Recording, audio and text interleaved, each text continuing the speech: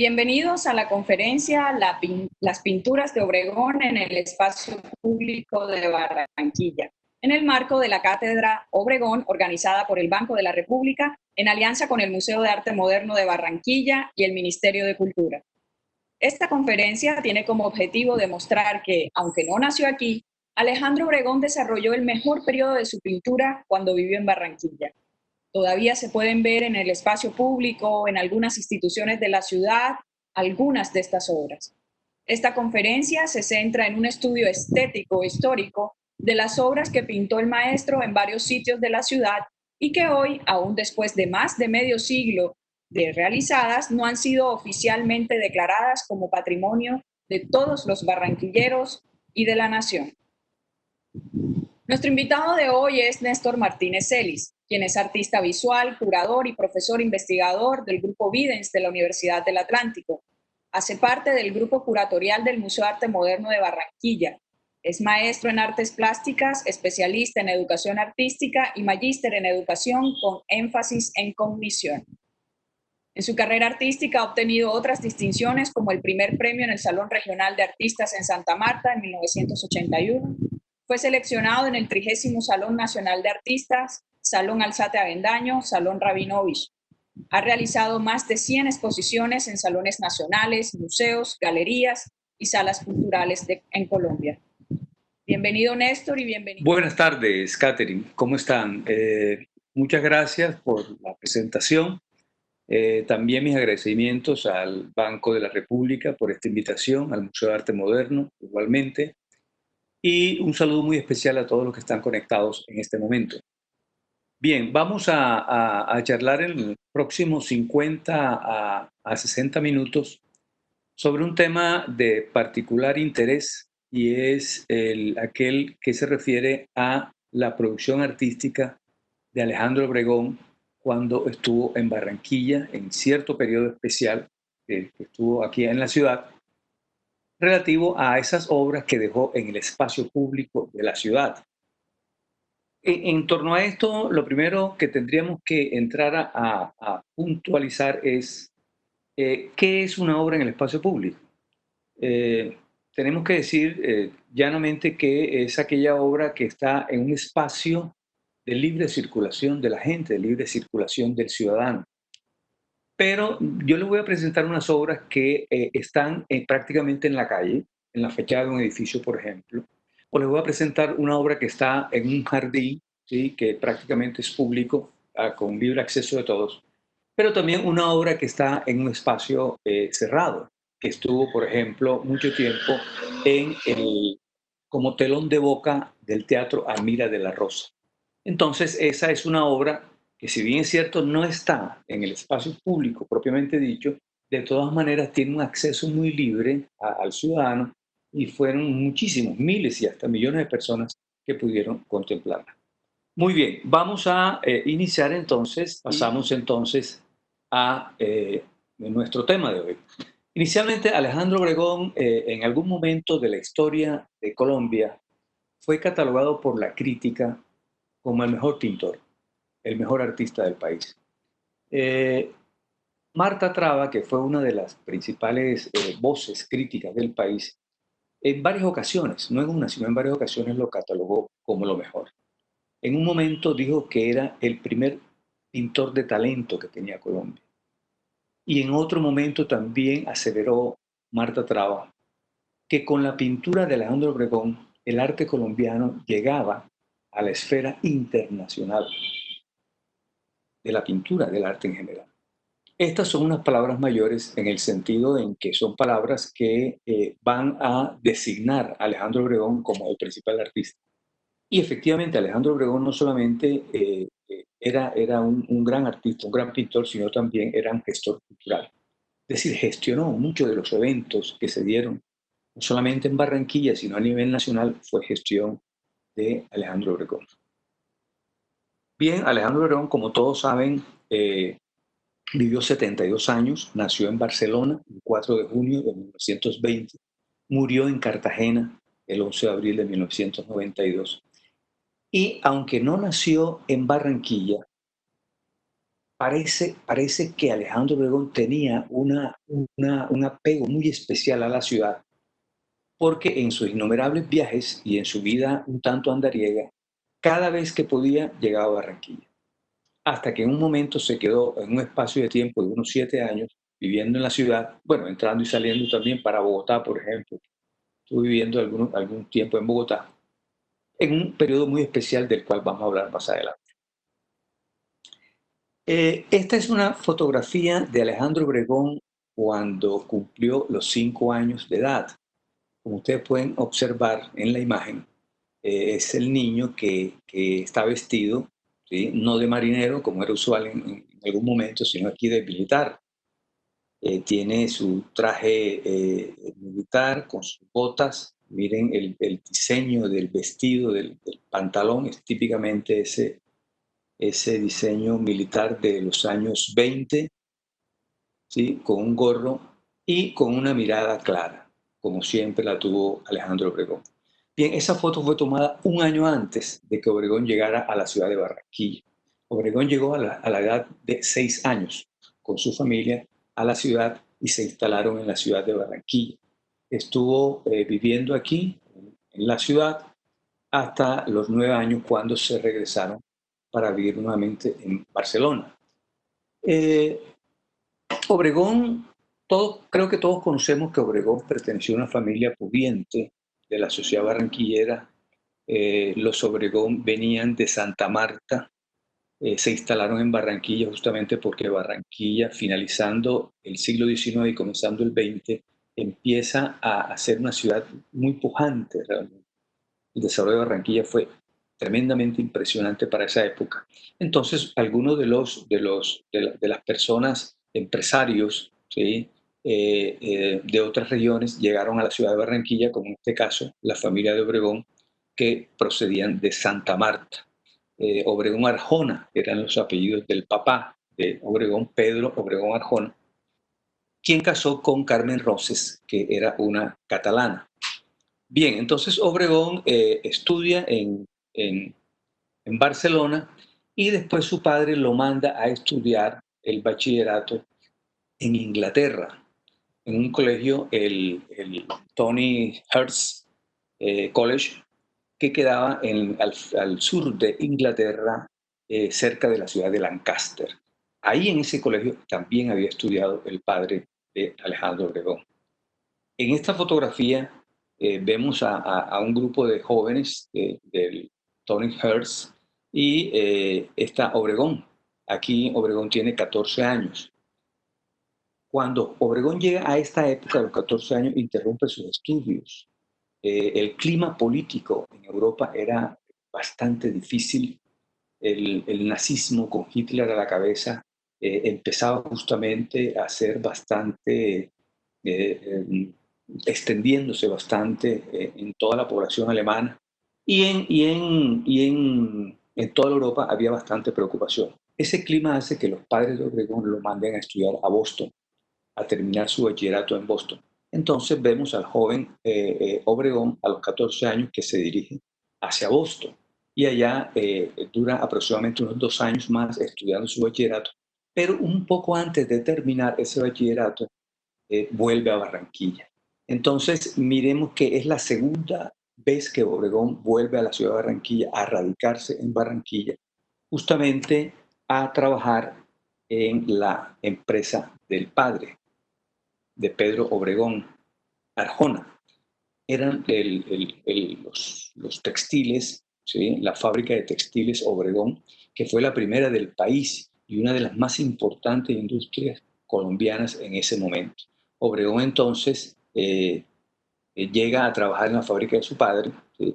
Hasta ese momento Obregón no tiene decidido dedicarse a la pintura. ¿Sí? Más bien en algunas entrevistas él decía que él antes de eso quería ser aviador. Quizás también motivado porque la familia Obregón tenía acciones en la empresa Escata, que se había inaugurado en Barranquilla hacia 1909.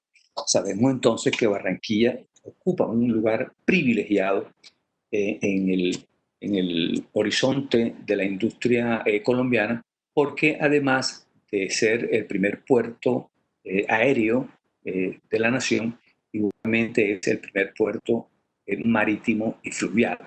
Entonces Barranquilla está en una posición privilegiada, tiene gran desarrollo y Obregón va a trabajar en la fábrica de su padre, quizás con la proyección o el pensamiento de Pedro de que su hijo finalizara sus días trabajando en sus industrias y llegara a dirigir la empresa. Pero esto realmente no fue de la idea de Obregón, porque pasando unos meses de trabajo, casi mucho más de un año, Obregón prácticamente se aburre de ese trabajo, siente que no es la vida de él y empieza entonces a mirar qué hace. En ese momento él decide irse para el Catatumbo, la zona del Catatumbo, que era una zona petrolera, y decide entonces irse, ¿sí?, para hacer, primero que todo, hacer traductor, porque Obregón hablaba perfectamente el inglés, traductor inglés-español, pero también a manejar unos camiones de 20 toneladas, que él jocosamente en alguna entrevista lo plantea. Y ese ambiente selvático, ese ambiente de trópico muy fuerte, ¿sí?, de esos paisajes terribles, de esos abismos, como él mismo lo decía, unos abismos de 4 kilómetros, ¿sí?, y estaban los motilones también. Todo eso justamente a él lo conmociona, lo impresiona muchísimo, y es en ese momento, ¿sí?, cuando él decide realmente ser pintor. Cuando está en el Catatumbo, decide ser pintor. Es decir, cuando Obregón se enfrenta, ¿sí?, y puede realmente mirar, ¿sí?, en toda su inmensidad la naturaleza, la fuerza de la naturaleza, lo telúrico, podríamos decir. Entonces regresa a su casa y le dice a su padre que quiere ser pintor. Y en ese momento el padre lo lleva a Boston nuevamente y allá lo deja estudiando en una academia. Bien, este relato inicial como para plantear esa relación que es muy interesante, la relación que tiene Obregón con Barranquilla y cómo Obregón entra y sale de Barranquilla. A los 6 años llega a Barranquilla, como ya lo dijimos, vuelve a los 16 años, nuevamente se va, ¿sí?, de Estados Unidos, lo nombran vicecónsul, vuelve a Barcelona. Allá en Barcelona se casa con Ilva, su primera esposa, y a los 24 años regresa nuevamente a Barranquilla. Entonces, como veremos, Obregón entra y sale a los 35 años, vuelve nuevamente a una gran etapa aquí en Barranquilla, ¿sí?, hasta que a los 48 años se va a vivir a Cartagena, pero regresa a los 72 años, fallecido, ¿sí?, para ubicar la familia, sus restos en el Cementerio Universal de Barranquilla, donde siempre ha estado hasta el momento. Bien, como les decía, Barranquilla es una ciudad muy pujante, muy desarrollada.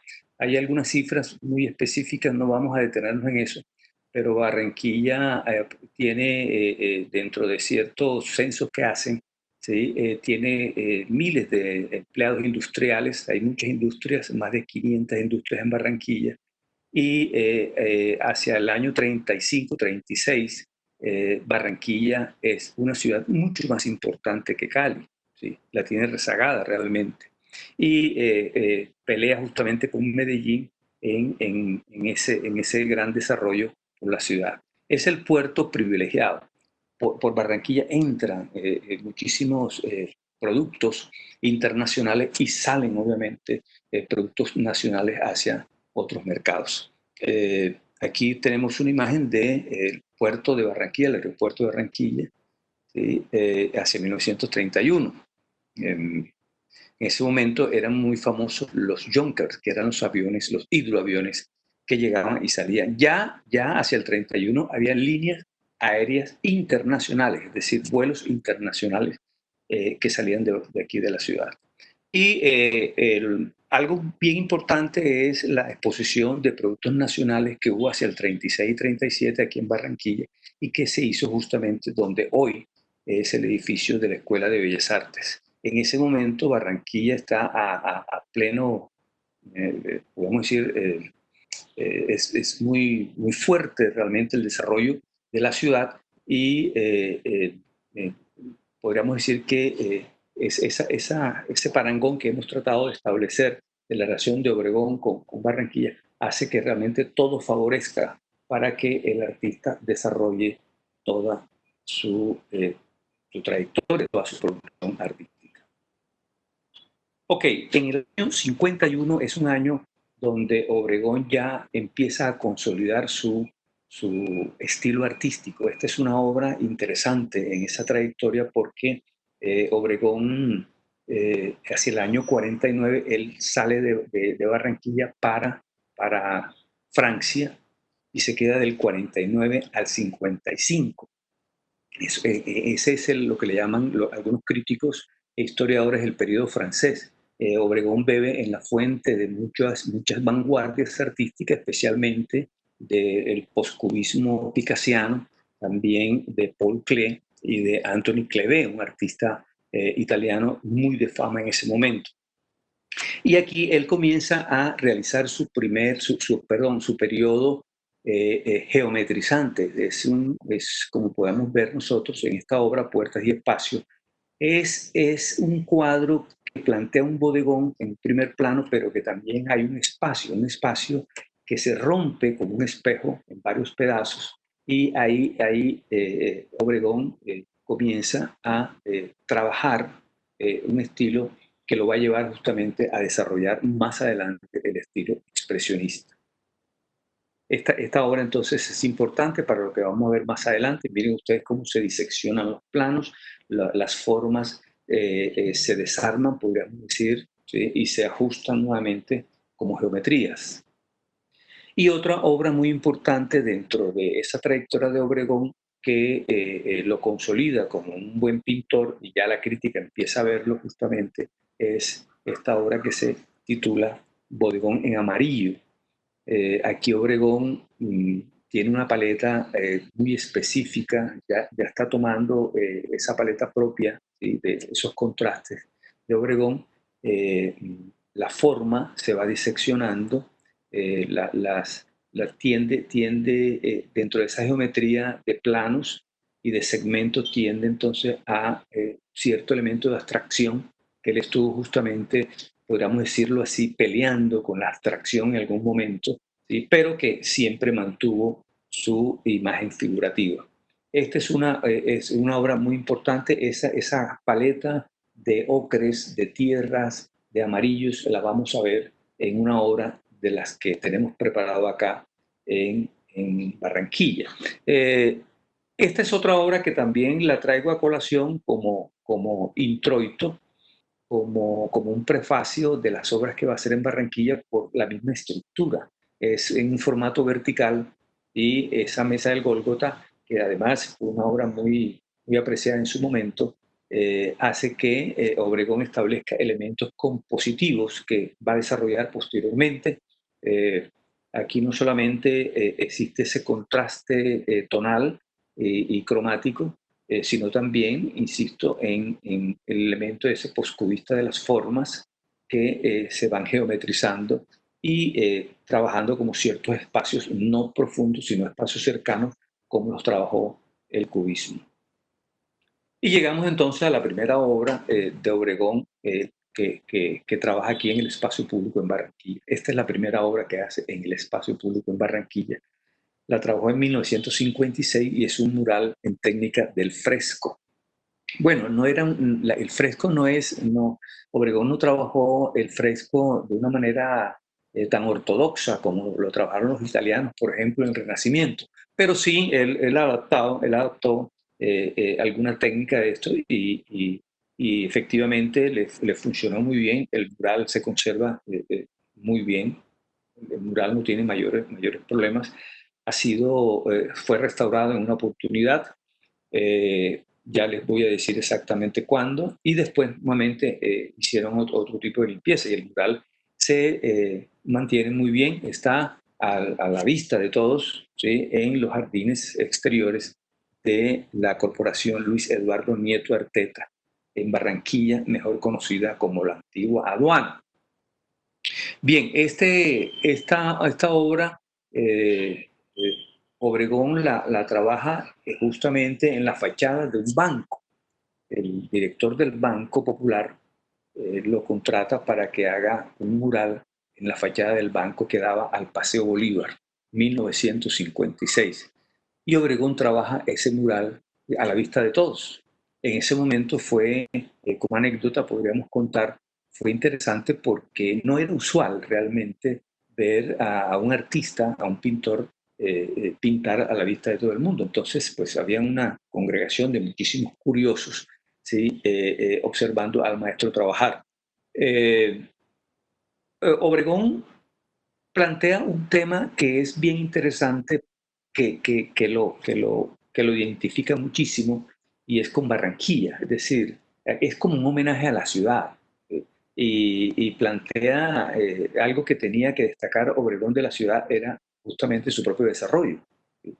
El propio desarrollo industrial y empresarial que había tenido la ciudad, lo plantea en este mural, y lo llena de una serie de símbolos. La composición, hay muchos elementos simbólicos que nos van a decir a nosotros qué es esa Barranquilla. De ahí que este mural es muy importante porque yo diría que es la obra artística hasta este momento, una plástica que plantea justamente una visión muy profunda de lo que es la ciudad y de lo que fue la ciudad en su momento, aquella ciudad que fue llamada en algún momento la Puerta Oro de Colombia, y que bueno, quedó eso como para la historia. Esa es la profundidad que tiene esta obra y la importancia que también tiene la misma. Como ustedes ven, es de una forma trapezoidal. La parte superior es mucho más grande que en la parte inferior. Tiene 4,50 en la parte superior y 3,50 en la parte inferior. Si nos acercamos un poco al mural, nosotros vamos a mirar que en la parte superior están los símbolos. Podemos ver en la primera línea superior un pájaro que surca el aire. Detrás hay un avión, que va, avión con unas coloraciones azules y grises. Igualmente en una segunda línea también podríamos ver una especie de una cometa, pero es una serie de formas que van a traducirse como en un remo y como en las aspas del motor de un barco que surca el Magdalena, reafirmando justamente que Barranquilla es un puerto fluvial y también se transforma en hélices también de barco de mar, que es un puerto marítimo. Hay otros elementos también importantes, un tintero con la pluma, también una cartilla con la imprenta donde fue impresa. Tenemos una especie de bodegón. Igualmente está una inscripción que es E igual MC, energía es igual a mesa, a la masa, ¿sí? Esto es importante porque no era usual que los artistas en ese momento escribieran en signos lingüísticos en la tela, y en este caso en el mural. Eso es propio justamente del cubismo, la segunda parte del cubismo, que fue el cubismo sintético, donde los artistas empezaron a trabajar las tipografías en medio de las otras formas. Obregón lo ubica aquí, y es un homenaje realmente a la ciencia y al empuje científico y tecnológico de la ciudad, ¿sí? Ese hecho de conectar lo que es esta ecuación de Albert Einstein, ¿sí? De su teoría de la relatividad, como una expresión fundamental de lo que es la ciencia. Barranquilla, una ciudad desarrollada que trabaja justamente a la vanguardia de la tecnología. Eso es justamente la significación que quiere plantear aquí el maestro Obregón. Y hacia el centro de la obra podemos ver dos personajes que son los que llaman mucho más la atención. Justamente vemos a la izquierda un toro, un torito, que es como un disfraz de toro. No es un toro propiamente dicho, no es el animal, sino es un disfraz de toro. Y al lado está una especie de mulata, una especie de jovencita, que es una alegoría a la misma Barranquilla. Esa es Barranquilla, que posa al lado de un torito, que es la representación del Carnaval de Barranquilla. Obregón supo ver en ese momento y plasmó en su mural que Barranquilla justamente tenía una gran expresión cultural, y la gran expresión cultural es su carnaval. Ahí está plasmado. Alrededor de esos dos personajes, que son los centrales, alrededor de esos dos personajes, entonces van a gravitar pues toda una serie de símbolos sobre ese desarrollo que hemos venido hablando. Encima de la mulata hay unos símbolos de lo que es el trabajo, que es el martillo y la tenaza o la pinza.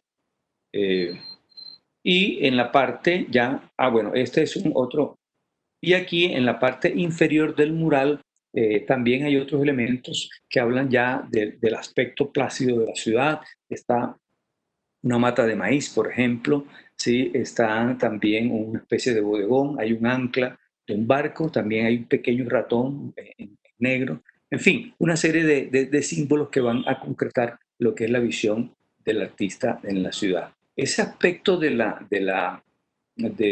que tocábamos del Carnaval de Barranquilla, Obregón lo toca también en otro cuadro. Miren ustedes aquí ese cuadro también al año siguiente que lo pintó.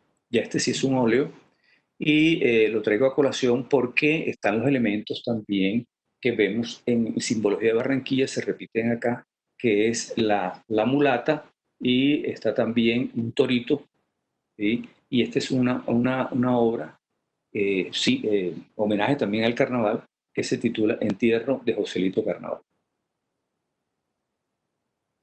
Bien, ok, la segunda obra que tenemos acá es otro mural también hecho al fresco, pero de más reducida dimensión.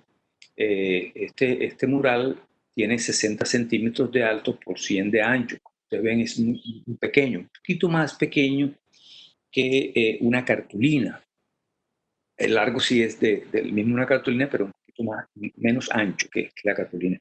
Y se titula La mujer de mis sueños. Se encuentra ubicado en el bar-restaurante La Cueva, que queda en la carrera 43 con calle 59, en la esquina.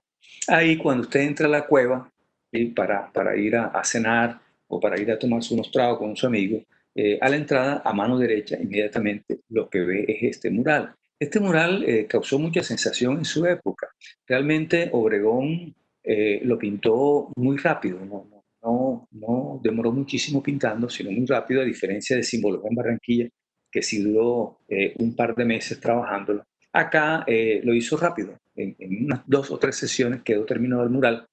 Y lo que plantea Obregón aquí es una mujer, una joven, ¿sí? Que se parece muchísimo a la de Simbología de Barranquilla, pero aquí la joven aparece un poco más sensual, ¿sí? Tiene los senos desnudados, tiene una porte agraciada, la cabeza la tiene cubierta con el famoso laurel, es un laurel jubiloso, también tiene algunas flores y arreglos en el cabello. Es una visión, es una visión. El título lo dice muy bien, la mujer de mis sueños. Puede ser de pronto alguien, ¿sí? Que amó Obregón, o quizás el modelo de mujer que hubiera querido amar en algún momento. Al lado de la mujer, del lado izquierdo, vamos a ver nosotros unos elementos representativos de ese universo obregoniano que va a ser la fauna, en este caso representada por la mojarra, y la flora con una serie de elementos orgánicos, naturales, una flor, por ejemplo, una serie como de espigas. Bien, observen ustedes el tratamiento de la forma. Todos los elementos fuera de la muchacha, todos los elementos están geometrizados, hay líneas rectas, casi no hay líneas curvas en sí como tales, todo se disecciona un tanto. El fondo es como especie de un escenario en el cual están ubicados el personaje y los otros elementos. Está también seccionado esa especie como de túnica que vemos acá. Pero es bien interesante cómo las líneas y los contornos de la joven son curvos en un aspecto naturalista. Aquí Obregón no geometriza la forma humana. También si nos devolvemos un momentico, acá aquí En la mulata Simbología de Barranquilla, observen ustedes que tampoco se ha geometrizado. El rostro está en un tratamiento más bien natural, con las curvas y sinuosidades propios, ¿sí?, del cuerpo humano. En cambio, el torito sí está geometrizado. Y acá nosotros podemos ver cómo el tratamiento de la chica es más natural, un tanto sensual, repito, y los otros elementos eh, son geometrizados. Es bien interesante porque Obregón estamos en el año 57, Obregón ya está prácticamente desprendiéndose de su estilo geometrizante para entrar al siguiente estilo, al siguiente periodo productivo, que fue el mejor periodo de su época. Y ese seguir justamente como cuadro a cuadro la evolución del artista es algo bien interesante porque uno va aproximándose justamente a esa lectura. Esta es una obra que, pues, tiene muchas anécdotas. Ustedes pueden ver al lado derecho como dos puntos blancos. Realmente fueron la huella de dos disparos. ¿Sí?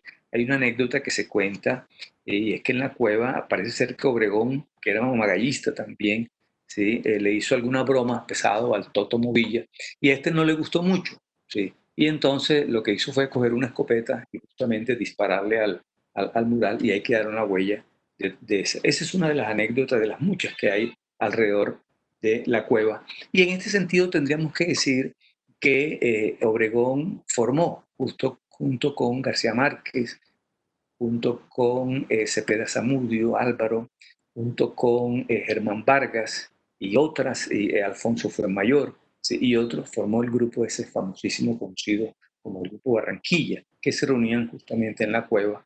Y era un grupo donde no tenían pretensiones de ser grupo literario, como otros que hubo en el país muy importantes, sino sencillamente era la reunión de amigos que se reunían para tomar trago y para hablar de muchas cosas, aunque algunas veces también se hablaba de literatura y de arte también. Ese aspecto es muy interesante en la vida de Obregón porque lo consolidó, lo ubicó, se reconoció realmente como barranquillero por ese elemento de amistad, ese elemento de amiguismo, ¿sí?, de ser compinche de muchas cosas, ese elemento además de sus idas y venidas por el río Magdalena, para ir a cazar, para ir a pescar, todos esos elementos, primero con su padre, después con sus amigos, todos esos elementos repercutieron en el espíritu y en la personalidad de Obregón para saber realmente que el mejor sitio donde él quería estar era la ciudad de Barranquilla. Bien, traigo a colación también otra obra de esta época, del 58, eh, porque aquí en esta obra Obregón se acerca bastante a la abstracción. Es la época donde Obregón empieza justamente a consolidar su estilo artístico. Este es un mural al fresco también en la Biblioteca Luis Ángel Arango en Bogotá, que pintó en el 58. Vamos a hacer un acercamiento. Aquí lo tenemos. Y es un homenaje al libro. Y si ustedes se dan cuenta, hay dos, tres detalles nada más que son figurativos y todo lo demás está seccionado. Todo lo demás es como un cristal, repito, como un cristal que se rompe en un pedazo. Bueno, así el cubismo justamente fue el tratamiento que le dio al espacio. Los pintores cubistas rompieron la perspectiva de Brunelleschi, que venía del 400 italiano, la rompieron en mil pedazos. Acá Obregón justamente hace lo mismo, ¿sí? Y miren ustedes ese juego de contrastes, de tonalidades, de planos, de segmentos. Todo esto hizo justamente que este mural impactara en su momento, y la misma Marta Traba dijo que se comenzaba una nueva época muralista en Colombia, ya que este mural, ¿sí?, dejaba atrás esa tendencia de muralismo que venía de los muralistas mexicanos que hubo en Colombia, y comenzaba de pronto otras formas, otra plástica diferente en el aspecto de lo que se refería a los murales. Bien, ok, la otra obra que vemos de Obregón en el espacio público de Barranquilla se titula Tierra, Mar y Aire. Esta es una obra que está en la calle. Esta obra se conserva justamente en su sitio, no se ha movido nunca de ahí. Sabemos que el Simbología de Barranquilla lo trasladaron del Banco Popular en el Paseo Bolívar, se trasladó en 1994 a los jardines de la aduana. Pero este no, este está permanecido ahí desde que fue pintado en 1958 y es una obra en una técnica rara en Obregón, que es la técnica de mosaico. Es un mural que tiene 9 metros de alto, lo que mide el edificio de 3 pisos y 5,30 de ancho. Es una técnica, digo rara, porque realmente no se realizan eh, en el siglo XX, no se realizaron realmente muchas obras de este tipo de mosaicos, unas que otras, algunas obras, pero no fue muy cultivada la técnica y fue muy cultivada, es una técnica medieval, muy cultivada en el arte bizantino. Casi todas las iglesias bizantinas tienen murales con esta técnica del mosaico. Y es una técnica favorable en el aspecto de que al estar en el espacio público, al estar sometida a las inclemencias del clima, no se deteriora realmente, porque está hecha en una serie de piedrecitas pequeñas, cuadradas, que se llaman teselas, y están hechas en cerámica vitrificada. Es decir, que el color está dentro de la superficie de la piedrita pequeña y encima tiene una capa vitrificada. Esa capa es muy resistente y realmente no se deteriora con el sol ni con el viento ni con todos esos agentes climáticos que dañan una obra que esté en el espacio público. Está hecha en Cristanac.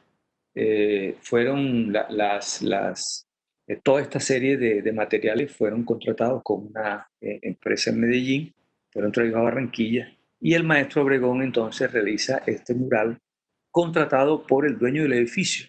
El dueño del edificio, un judío de nombre Samuel Meshari, él lo contrata porque en una entrevista que yo le hice al hijo, a Mair Meshari, él plantea que su padre entró hacia 1900 por el muelle de Puerto Colombia, y con familiares también, con muchos migrantes de diversas partes del mundo entraron a Barranquilla para formar las diferentes colonias que todos conocemos acá, la colonia italiana, la colonia alemana, la colonia española, en fin, todas estas colonias.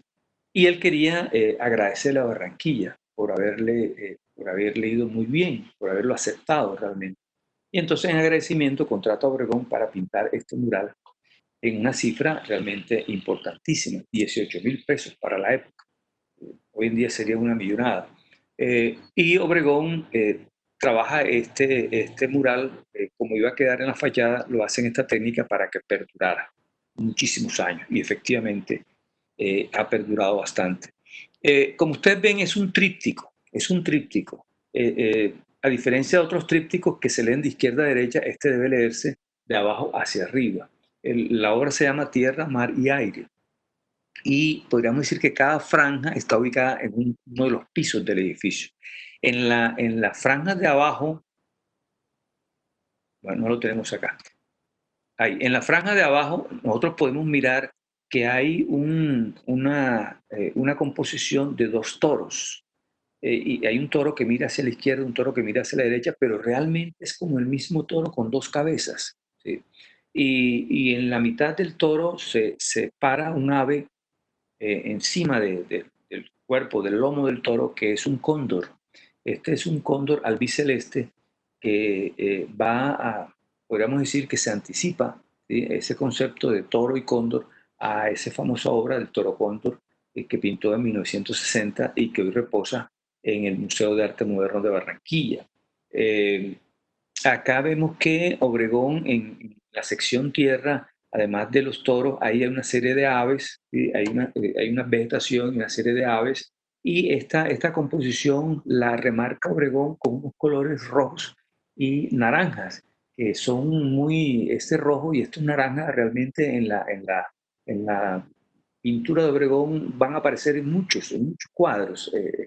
Obregón tiene predilección por estas tonalidades cálidas, fuertes, que implica obviamente como una cercanía a lo que es el trópico, al calor de ese trópico. eso está muy bien establecido en esa pintura obregoniana. Está rodeado por grises, que es el ambiente, todo el aspecto atmosférico que rodea a estos personajes. Eh, Aquí técnicamente tendríamos que decir que Obregón utiliza dos técnicas que se utilizaron en, en la Edad Media, repito, el arte bizantino, aunque acá pues, Obregón la utiliza de una manera ya mucho más personal, mucho más particular. Eran dos técnicas básicas que eran la opus tessellarum, que consistía en las piedras cuadradas, todas del mismo tamaño, varía nada más el color, y que llenaban grandes superficies. Y la otra era las opus versicularum, que es la técnica en la cual las piedras ya adquieren formas propias y son las que van a delimitar el contorno de algunas figuras. Entonces, podemos ver la tessellarum del lado izquierdo, una vista un poquito general, y vemos cómo justamente llenan grandes superficies, grandes planos. Y acá, aquí hay un intento. Realmente la versicularum Obregón no la utiliza mucho, apenas en se ve muy bien en el cóndor albiceleste, cómo él trata de establecer mejor la figura y cómo tiene que partir las piedrecitas para tratar de trabajar muy bien el contorno. Bien, en el segundo segmento de la pieza, vemos nosotros que es el mar. Hay tiburones, hay mojarras, hay otros peces y también hay aves marinas. Todo está en una composición y en una paleta de azules, de verdes, de algunos elementos grises también, y pequeños contrastes cálidos, sobre todo en los peces. Hay un gran dinamismo. Aquí Obregón despliega realmente su elemento de movimiento. En la obra me parece que es de las tres segmentos, este es como el más dinámico, como de pronto desde el punto de vista del movimiento es más interesante. Y en la parte superior, que es el aire, se privilegian dos elementos que son como especies de puntas de flecha, ¿sí? Unidos a través de como un fluido que es el amarillo, que podría simbolizar justamente corrientes de aire. Hacia el lado derecho está el sol, un sol de tarde, el sol naranja, rojo naranja, y también revolotean una serie de aves en este espacio, en esta composición bastante etérea. Entonces aquí se consolida justamente eso que Obregón iba a trabajar muchísimo en sus pinturas, y es el encuentro con la naturaleza feraz, con, con, todos los elementos esos que los van a llamar mucho la atención a él, y todos los símbolos que también van a trabajar. El cóndor es un elemento simbólico para Obregón, el toro también remite a la fuerza, a la tierra, a la naturaleza, las aves, los peces, barracudas, mojarras, todo ese mundo obregoniano de naturaleza, de flora, de fauna, que logró consolidar y que lo ubican a Obregón como uno de los grandes pintores americanistas. Bien, seguimos adelante entonces. Esta es otra de las obras que está en el espacio público. Bueno, esta no da a la calle, pero sí está prácticamente en la entrada, que cualquiera puede perfectamente mirarlo en horas de oficina, porque se encuentra en la Fiscalía General de la Nación, en Barranquilla, que se ubica en lo que fue el edificio de la antigua Caja Agraria, en el Paseo Bolívar, un edificio que en algún momento desató una gran polémica porque había algunos que querían que se demoliera para ampliar el Paseo Bolívar como una de las grandes avenidas, y otros que querían que se conservara el edificio como patrimonio arquitectónico. Parece ser que hasta este momento está venciendo en el segundo grupo, que es que el edificio está ahí conservado, ¿sí? No se va a demoler por lo pronto. Bien, aquí Obregón, entrando a mano derecha inmediatamente, encontramos este fresco que tiene un tamaño bastante grande, es de 8,23 por 6,36, y fue trabajado en 1967. Ya aquí Obregón no emplea la técnica de del, del, del fresco, como si lo empleó en Simbología Barranquilla y en La Mujer de mis sueños de la Cueva. Aquí va a trabajar otra técnica diferente que va a ser acrílico sobre mortero. Es decir, en el Renacimiento italiano existían dos técnicas de mural eh, que se utilizaban mucho, que era el buon fresco y el buon seco. El fresco se trabajaba cuando el artista trabajaba cuando la pared aún estaba húmeda. Entonces pintaba sobre la pared húmeda de tal manera que el color así producía una reacción química con la cal y entonces la cal absorbía y chupaba el pigmento y lo introducía dentro de la superficie de la, de la pared. El al seco significaba que el pintor sí podía pintar ya cuando la pared estaba seca. Entonces, eso le permitía que podía pintar grandes extensiones, ¿sí? No le interesaba realmente esperar que secara la pared, sino trabajar grandes extensiones y con la ventaja que podía repintar. En el fresco no se puede repintar.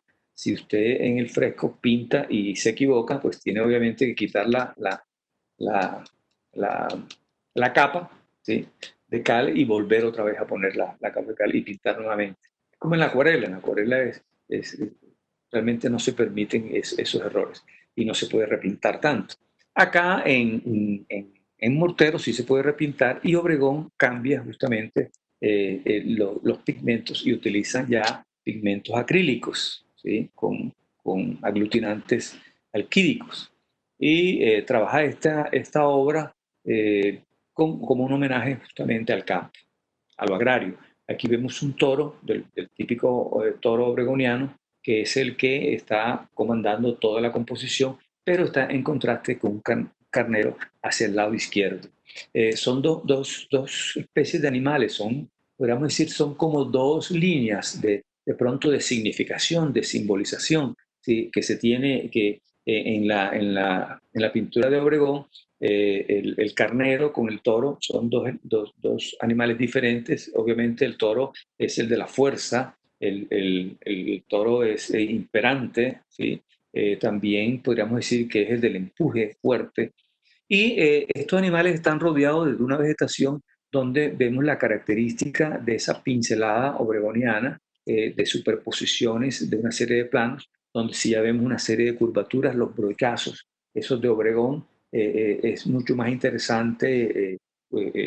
A Obregón se le facilitó cuando él cambia el óleo por el acrílico, se le facilita muchísimo realmente trabajar ciertas y determinadas pinceladas que hacen posible de pronto unos trazos mucho más libres, unos trazos mucho más expresionistas, pero por supuesto también en detrimento de otros elementos que tenía la pintura al óleo. La pintura al óleo, por ejemplo, Obregón podía hacer una serie de fundidos con unos grises que realmente son maravillosos.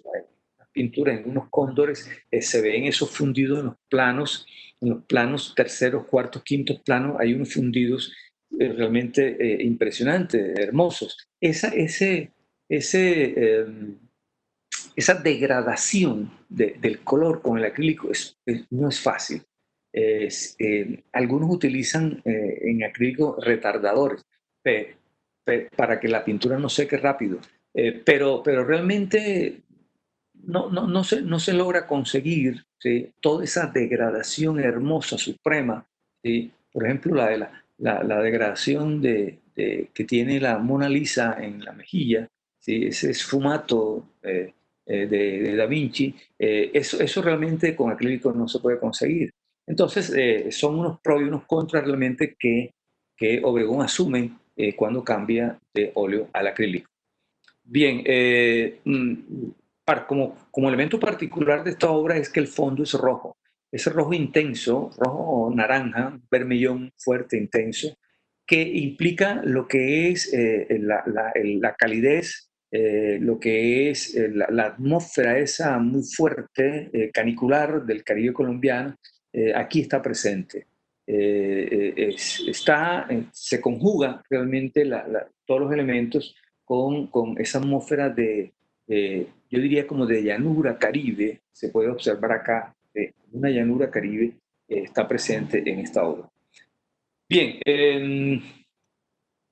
la otra pieza es Cosas en el aire, pintada en 1970, 3 años después que pintó el mural agrario en la Caja Agraria, y también utiliza la misma técnica que es acrílico sobre mortero.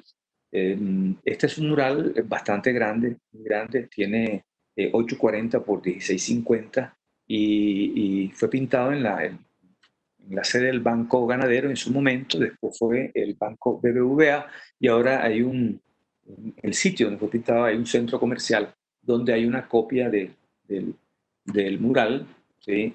A la vista de todos.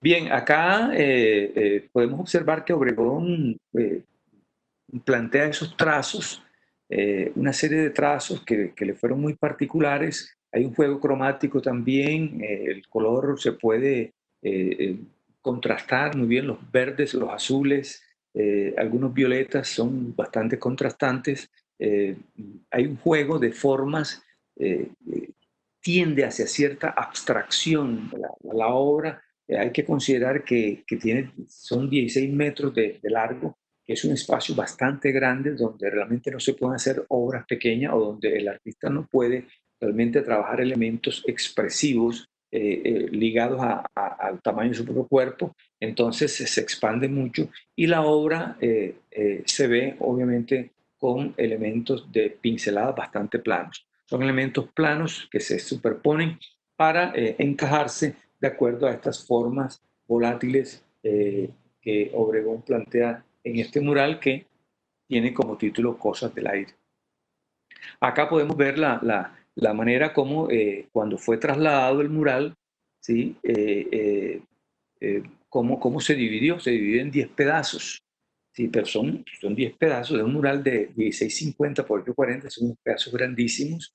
Fue una tarea bastante ardua que le tocó a ese restaurador mexicano que vivió por aquí por Colombia, falleció justamente en este año, en enero de este año, Rodolfo Allí, y lo dividió en los 10 pedazos y lo trasladó, sacó el mural intacto. El mural actualmente los pedazos están guardados en las bodegas del Parque Cultural del Caribe, a la espera que se termine el edificio del Museo de Arte Moderno de Barranquilla y entonces en el lobby, en la entrada del edificio del Museo de Arte Moderno va a estar justamente instalado este mural Cosas en el aire. Y llegamos a otra obra que yo no sé si decirle mural, porque, bueno, como tamaño, pues uno le diría que es una obra mural, tamaño mural. Tiene 814 por 1440. Más o menos las mismas proporciones de Cosas en el aire que vimos anteriormente. Pero es una obra sobre tela.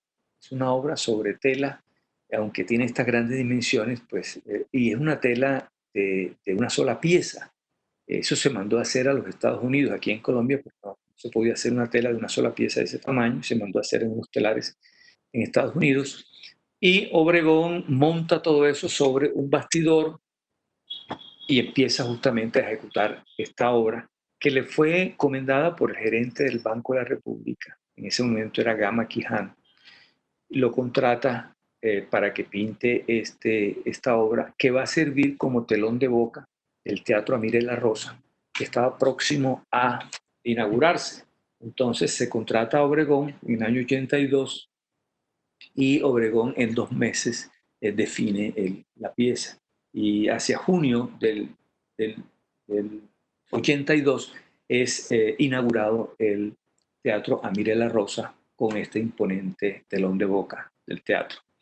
Para el tema de la obra, Obregón escoge, como es una obra que va a quedar en un sitio bien importante, como es el Teatro de Barranquilla, Obregón escoge este tema muy ligado justamente a las leyendas y a esa transmisión oral, ¿sí? De todos los mitos y leyendas del Caribe colombiano, una muy conocida que es la leyenda del hombre caimán. Obregón la escoge porque, bueno, porque está muy ligado justamente al Caribe y está muy ligado a Barranquilla. Eh, esta leyenda fue además muy extendida, ¿sí? por una canción que se hizo José María Peñaranda en el 41, ¿sí? Que se llamó justamente El Hombre Caimán, la leyenda del Hombre Caimán. Y el estribillo dice, se va el caimán, ¿sí? Para Barranquilla. Además, esta canción fue muy famosa y se extendió mucho en Latinoamérica, en México fue muy entonada, en Argentina también, aún en España también se cantaba. Y sobre todo en España se cantaba era porque cuando la gente quería, ya estaba hastiada la dictadura de Franco, la gente le cantaba eso, ¿sí? Era una manera como de manera soterrada decir que ya no querían al dictador y que el dictador se fuera. Entonces le cantaban se va el caimán para Barranquilla. Bien, Obregón toma esta leyenda y plantea entonces al hombre caimán ya está transformado que aparentemente va corriendo de izquierda a derecha y va persiguiendo a dos chicas, ¿sí? A dos jovencitas las van persiguiendo. Pero si nosotros nos acercamos un tanto más a la obra, podemos nosotros mirar que la primera jovencita tiene agarrado una especie de cuerda con el cual está jalando al hombre caimán. Es decir, aquí el hombre caimán ya no es el victimario, ahora es la víctima. Es decir, se cambiaron los papeles de ser un personaje monstruoso que seducía y se llevaba a las jovencitas para su guarida, ahora él es la presa y él ha sido seducido por estas jovencitas. Si nosotros nos acercamos un poco más del lado derecho, vemos que las dos féminas van corriendo hacia la derecha y podríamos decir nosotros que puede que sea de pronto el mismo personaje. ¿Por qué? Porque está la misma mujer en un espacio, pero en diferentes elementos, en secuencias temporales.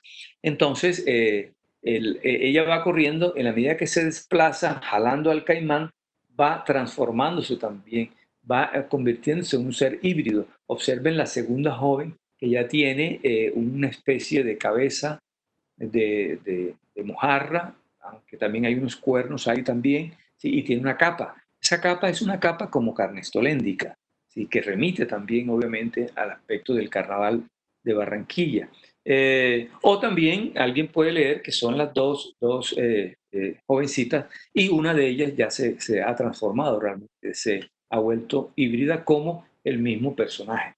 Sí, bueno, todos conocen la leyenda del hombre caimán. Era un tipo en plato Magdalena, que además de gustarle demasiado a las mujeres, pues también le gustaba tomar mucho ron. Y entonces le gustaba ir a la orilla del río Magdalena a ver bañarse a las jovencitas.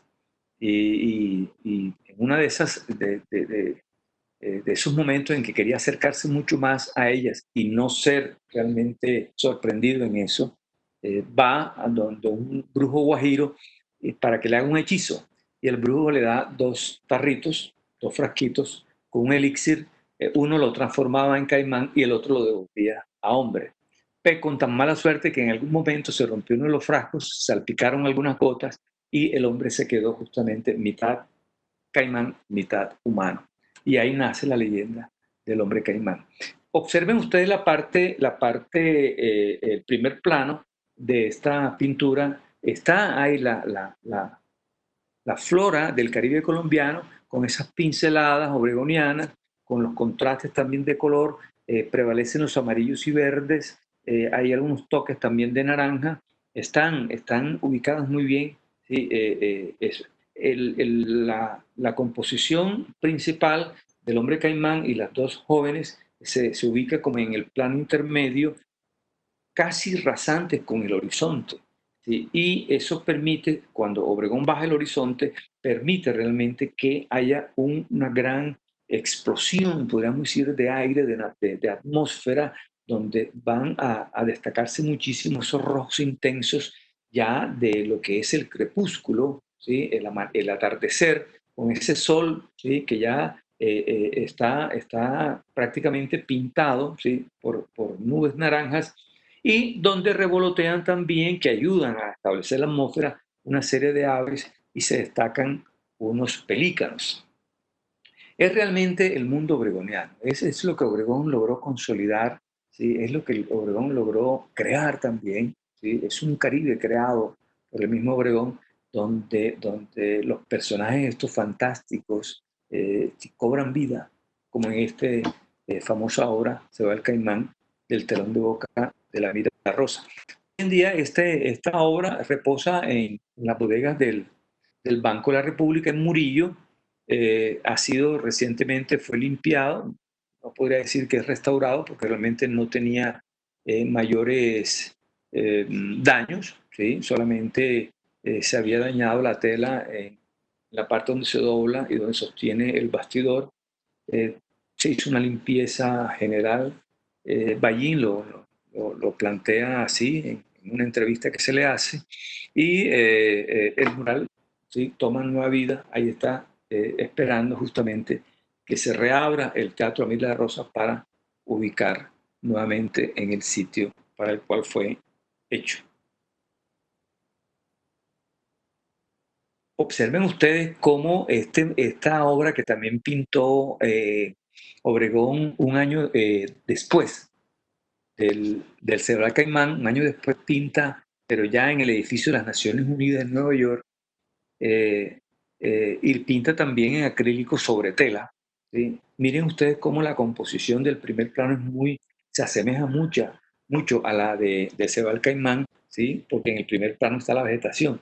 Más profusa aquí en esta tela de las Naciones Unidas, ¿sí? Más profusa quizá porque este es un mural mucho más pequeño, esta es una tela mucho más pequeña, este tiene 6 metros de ancho, ¿sí?, por 4 de alto. Entonces, eso hace, obviamente, que Obregón pueda trabajar mucho más elementos, ya no ser tan grande, puede realmente trabajar mucho más elementos y cómo vuelve más tupido ese elemento de la parte. Pero es una realmente de las obras de esta etapa del final, del periodo final de Obregón, que realmente es bien interesante, bien trabajada. Se ve el ímpetu del artista, se ve el trabajo, ¿sí? Duró unos 3 meses trabajando esto. Estuvo justamente el mismo tiempo allá radicado en Nueva York, trabajando prácticamente todos los días. Y aquí se ve el Obregón ya en absoluta madurez, ¿sí? Con todos sus elementos perfectamente dibujados, establecidos, consolidados. eh, eh, esa paleta, las formas, los animales, los cóndores, todo está ahí. Este es el Obregón del cual siempre nos hemos sentido orgullosos. Y para concluir este relato, una obra pequeña en tamaño, tiene apenas 2 metros, 2 metros de alto por 2,80 de ancho, es un vitral, es una técnica también extraña, así como el mosaico fue una técnica poco usual, el vitral también es una técnica muy extraña también en esa producción de Alejandro Obregón, pero es una técnica que también es medieval y tuvo muy de fama los vitrales con las famosas catedrales góticas. Eh, cuando uno estudia el gótico, uno además de las miniaturas, por ejemplo, también se acerca mucho a los vitrales porque fue una técnica pictórica además dispendiosa. Se hace sobre vidrio, se pinta sobre vidrio, pero el vidrio se mete a los hornos a gran calor para que justamente el color, ¿sí?, se apelmace totalmente con el vidrio y se van haciendo cortes pequeños de acuerdo con las formas, se van estructurando la composición y los pedacitos de vidrio se van uniendo con unas nervaduras de plomo, ¿sí?, hasta lograr encajar toda la composición. Esto hace, cuando se colocan en las ventanas de las iglesias y de esas catedrales que todos conocemos, eso hace eh, que cuando el sol, ¿sí?, está en pleno esplendor, entre al interior de la catedral, ¿sí?, una iluminación impresionante, muy fuerte. Hay una iglesia en París bien impresionante que se llama la Sainte-Capelle, que cuando uno entra, ¿sí? Sobre todo al mediodía, cuando está comenzando la tarde, hay un sol esplendoroso y adentro eso se ve como un caleidoscopio, una serie de coloridos, porque todas las paredes de esa Saint-Capelle son vitrales, todas las paredes son vitrales, enormes, altísimos, y eso se ve esplendoroso. La obra de Obregón, también se ve así cuando hay sol, está en una capilla pequeña en el Marymount. Aquí se puede ver la obra. Aquí el sol todavía no está muy fuerte, ¿sí? Cuando es mucho más fuerte, obviamente se ven los colores, se intensifican mucho más. Es un tema, por supuesto, religioso, interesante, que Obregón no plantea el Cristo directamente, sino plantea es la imagen de Cristo en la tela, en la tela. Lleva por tema la pasión de Cristo. Hay algunos símbolos también ubicados acá alrededor que se repiten en otras obras de Obregón, pero con distintos significados. Cosa curiosa, por ejemplo, hay peces aquí, pero aquí el pez es muy distinto a la mojarra o a la barracuda, ¿sí? De otras obras. Aquí la tenaza también es distinta en el significado. Igualmente el gallo. El gallo este es un gallo que es el gallo de la negación, ¿sí? Pero, por ejemplo, en esta obra del 56, aquí está el gallo y aquí el gallo representa la resistencia contra la dictadura de Rojas Pinilla. Recordemos que Rojas Pinilla en este momento, en el año 56, era el dictador en Colombia y fue derrocado por una junta militar hacia el año 57. Más exactamente el 10 de mayo del 57 tumbaron a Rojas Pinilla. Obregón pintó, en algunas obras aparece este gallo como símbolo de la resistencia, es la resistencia al dictador. Entonces, esta obra ya técnicamente Obregón no la hizo en Barranquilla, sino que contrató a una artista experta, una francesa que se quedó por acá por Colombia, más exactamente en Cali, y entre los dos empezaron a trabajar la obra hasta que llegó a ser consolidada y ubicada en una de las ventanas inicialmente de la capilla del Colegio Merimao de Barranquilla. Posteriormente, cuando la capilla se remodeló, ¿sí? Trasladaron la obra al sitio donde la podemos mirar en este momento. Eh, bueno, pienso que ya hemos bordeado la hora de conferencia y yo quedo hasta aquí con esta imagen reluciente de un esplendor cromático muy fuerte, como eran todas las obras de Alejandro Obregón. Gracias por la atención. Muchas No gracias sé a si hay algún espacio para preguntas o para alguna intervención Sí, de pueden alguien hacer del sus público que preguntas quiera por el decir algo. chat. ¿Qué Pueden, dice Catherine? que pueden hacer las preguntas por el chat. Por ahora solo hemos recibido gratos Nos comentarios. devolvemos acá a la primera imagen.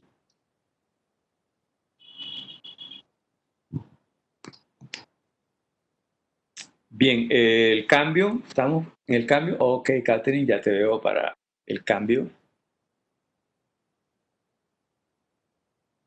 Sí, comentaba que pues solo hemos recibido comentarios y felicitaciones, buenos comentarios.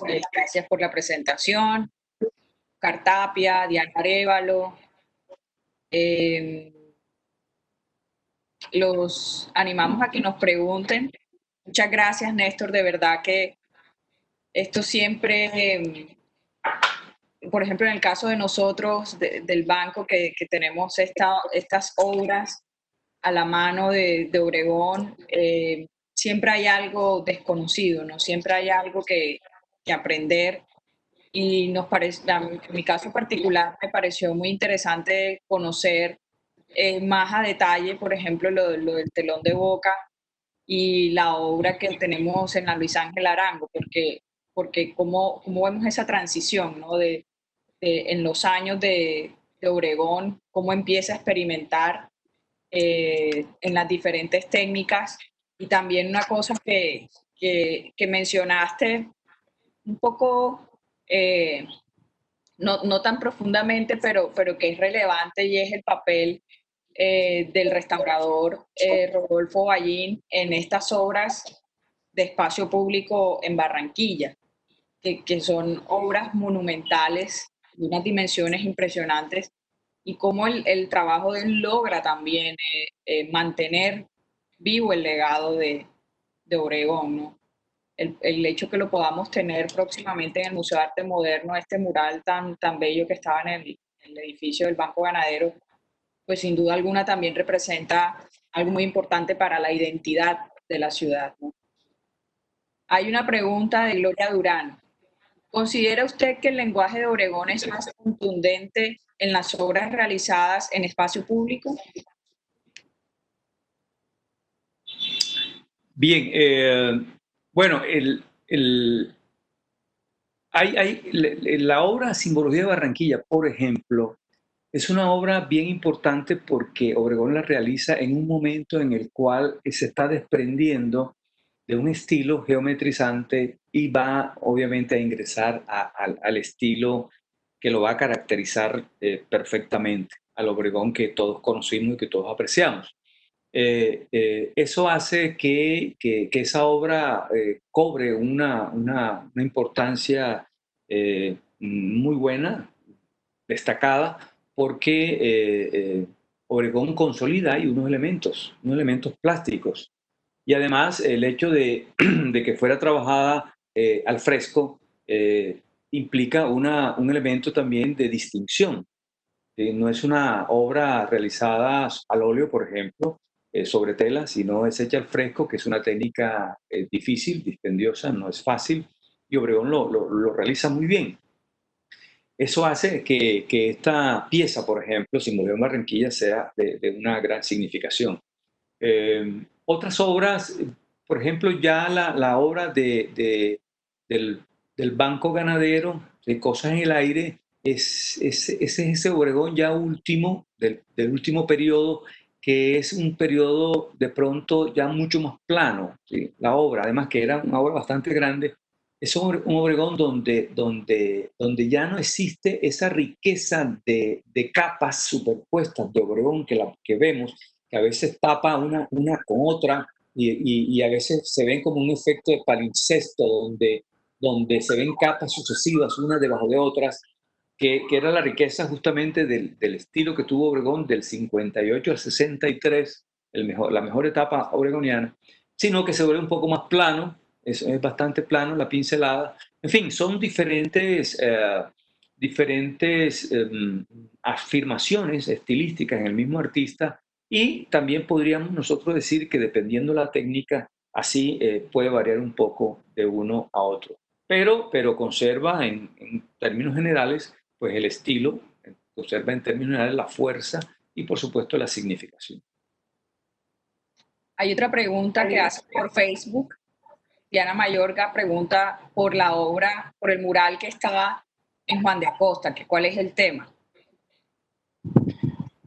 Bueno, ese no lo quise traer acá porque como habíamos estipulado o delimitado más bien que eran las pinturas de Obregón en el espacio público de Barranquilla, pues Juan de Acosta queda cerca de Barranquilla, pero no está en Barranquilla.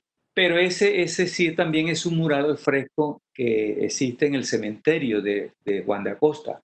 Y ese también tiene una historia muy particular, también una historia, yo diría, como también llena de mucha ternura, porque es un homenaje a la madre.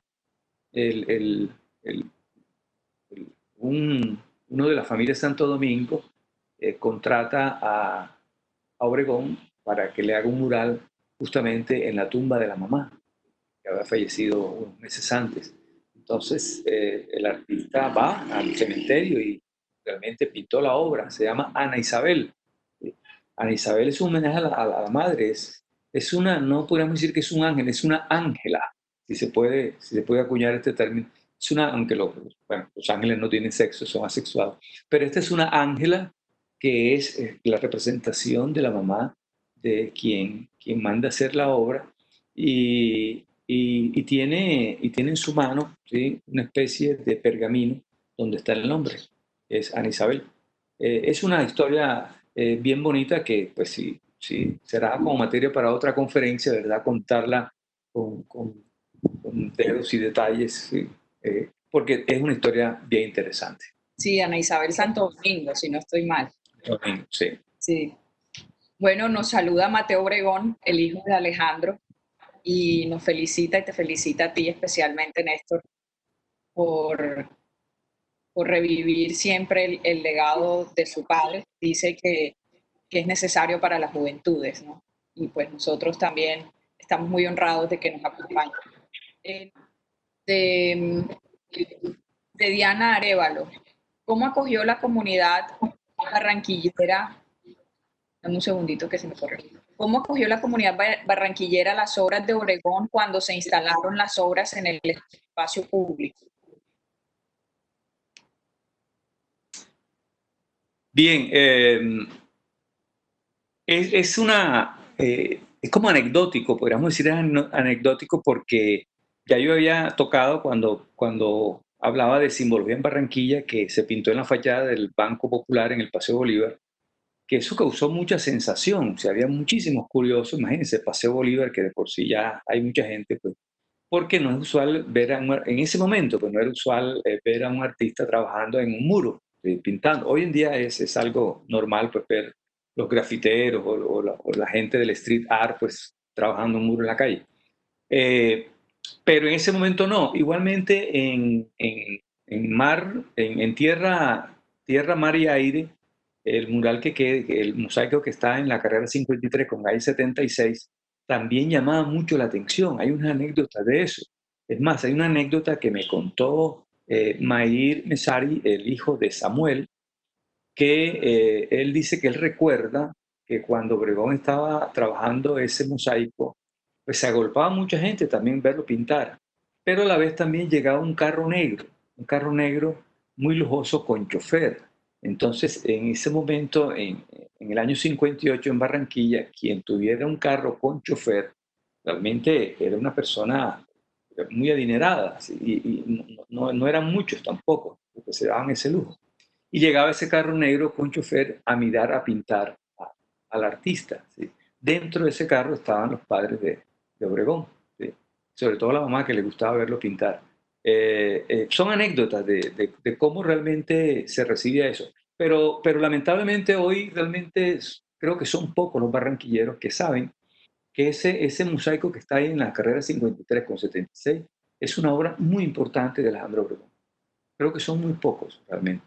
Y eso, lo que dice justamente Mateo, es muy cierto. ¿Sí? Obregón dejó un gran legado, no solamente para la ciudad de Barranquilla, sino para todo Colombia. Y estamos en mora realmente de crear una serie de planes, de crear una serie de campañas, de crear todo un sistema educativo para que ese legado sea conocido por todos los barranquilleros, porque eso es motivo de orgullo. Es decir, tener un gran artista que eligió a Barranquilla como su ciudad y donde hoy reposan sus restos para siempre, realmente es supremamente importante desde el punto de vista cultural y eso no lo estamos valorando de esa manera. Por ejemplo, yo siempre me he preguntado por qué no hay un Museo Obregón. ¿Sí? Si hay un Museo Tamayo en México, ¿sí? De fin, y cada gran artista tiene su museo, ¿sí? En su país. Aquí en Colombia no hay un museo Obregón importante.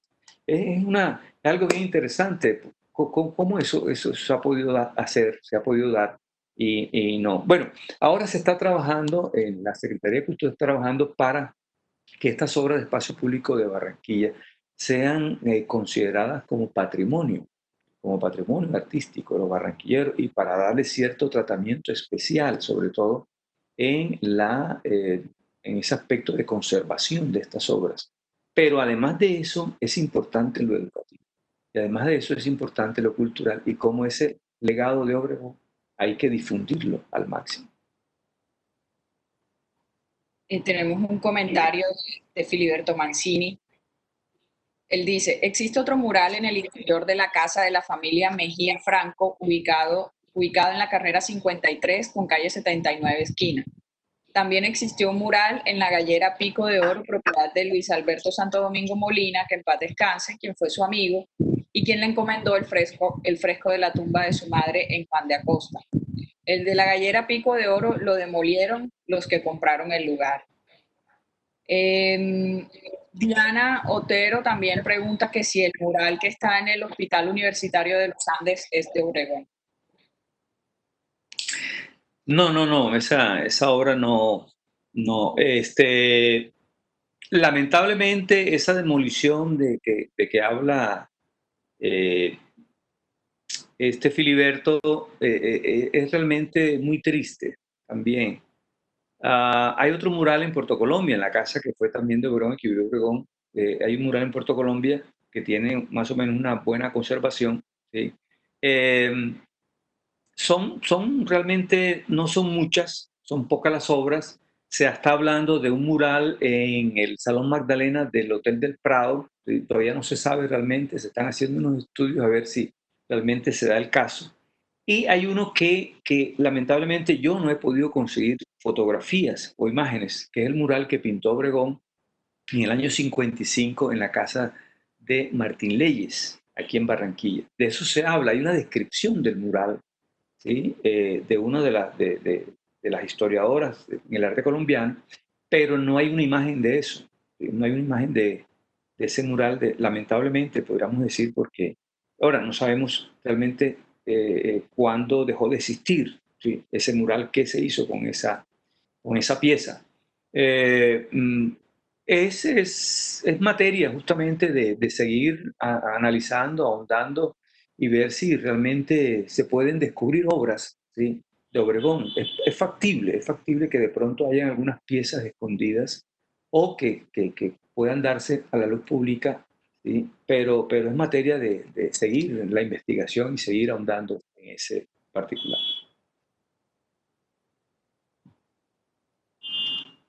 Bueno, Catherine. Néstor, creo que hemos respondido todas las preguntas. Agradecemos a todos los que nos acompañaron.